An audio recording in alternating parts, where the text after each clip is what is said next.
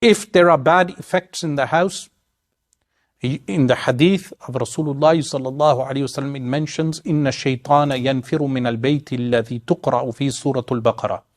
You recite Surah Al-Baqarah, which is 2.5 juz of the Quran daily.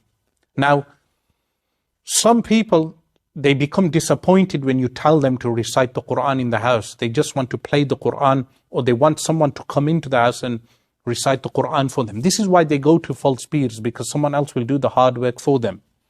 Or it's an easy job if someone just writes something on a piece of paper. They do not want to make change in their lives, so they do not want to recite.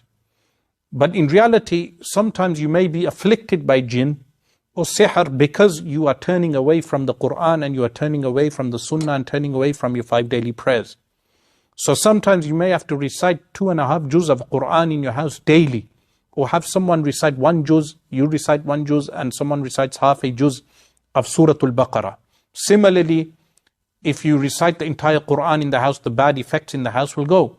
But if you have haram music playing in the house, you have haram acts being done in the house, you have no one praying in the house, no one is punctual in their salah, you have people not doing ghusl, bathing themselves in the house, then the house will have bad effects.